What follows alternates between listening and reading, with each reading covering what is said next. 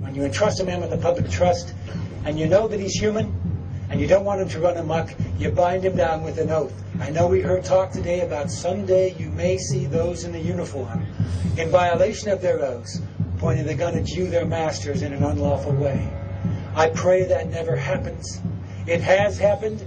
I want to assure you, the man in the uniform will not be I. Law enforcement and military are not the enemy. There's a lot of people that think, oh God, we're going to have to fight the U.S. forces, we're going to have to fight the Marines, we're going to have to fight the Army.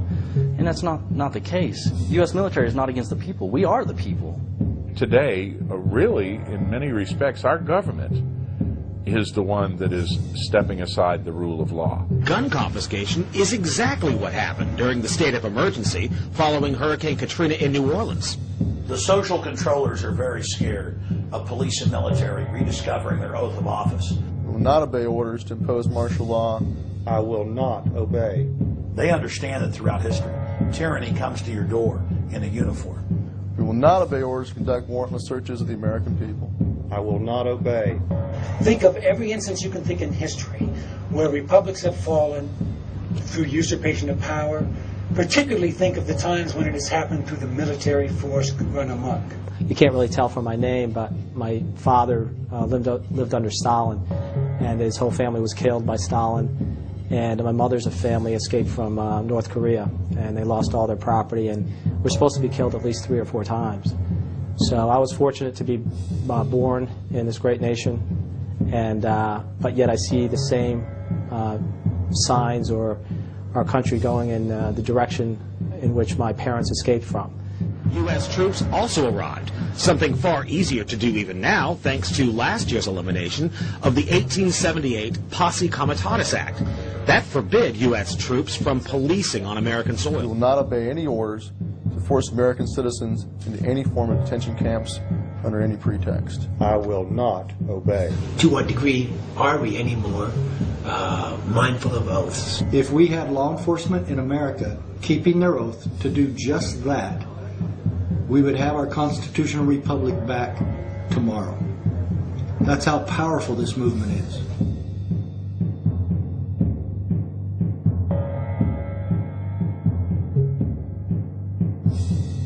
I'm Garrett Lear, the Patriot Pastor.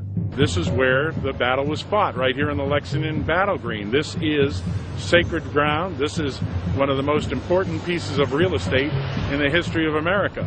This is where it happened, and this was the shot basically heard around the world, and still being heard around the world, I think. I grew up in the town of Lexington, standing on the green, playing on the green.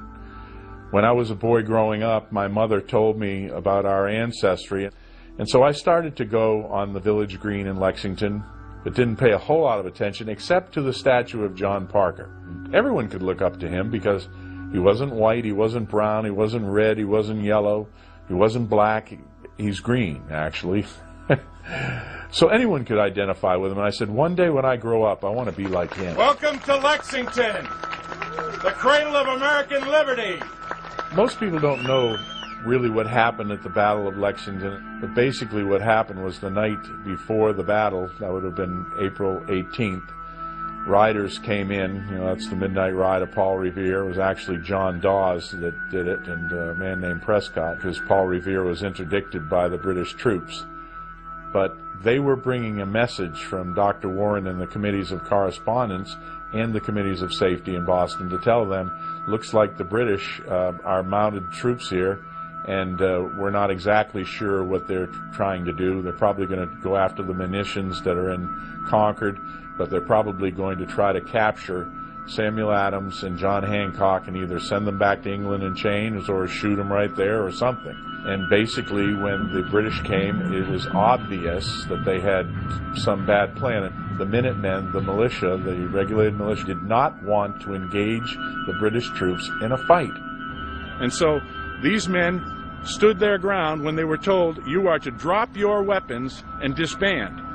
Well, they started to disband, but they would not drop their weapons because they were militia, And what happened when they started to disband, they got fired on. The first shot that was fired by the British regulars. It was not fired by the Minutemen. It was not fired by the colonists. It was not fired by the people of Lexington. And we can find that in the narrative of Jonas Clark, the pastor. 8 of them got shot and killed. Many were bayoneted. Some died later of wounds. Many were wounded. But 8 died on this green. But they stopped the British as they were on their march to Concord. And they did what was right. This was a principled stand for freedom, and we're doing the same thing today. We will not obey orders to disarm the American people. I will not obey. Well, today we're here on the green at Lexington, April 19th, which is the anniversary of April 19, 1775, which was the first shot and fire of the American Revolution. I'm Stuart Rhodes, the founder of Oath Keepers, which is a non-partisan association of current serving military, police, and veterans, all of us who swore an oath to defend the Constitution. And our mission is to make sure that all of the other oath takers are oath keepers. Gun confiscation is exactly what happened during the state of emergency following Hurricane Katrina in New Orleans. U.S. troops also arrived, something far easier to do even now thanks to last year's elimination of the 1878 Posse Comitatus Act. That forbid U.S. troops from policing on American soil. We've had critics who say, well, what are you guys talking about? Of course I'm going to keep my oath. I find it offensive that you'd even suggest that a military officer or a police officer would not keep the oath. And we say, hey, we got one word for you, Katrina. Okay? Look at what happened there. And so we want to make sure there are no more Katrinas. We don't want any more of that. What we're hearing is that a lot of those guys just weren't prepared for those orders and hadn't thought about it ahead of time.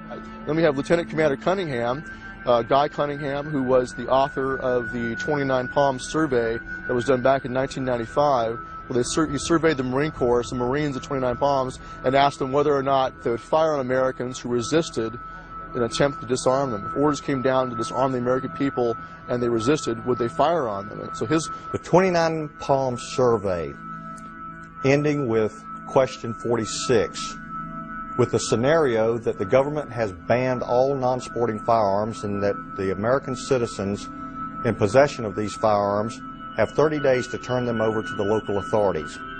At the end of this period of time, several citizen groups form that refuse or resist the confiscation of these firearms banned by the U.S. government.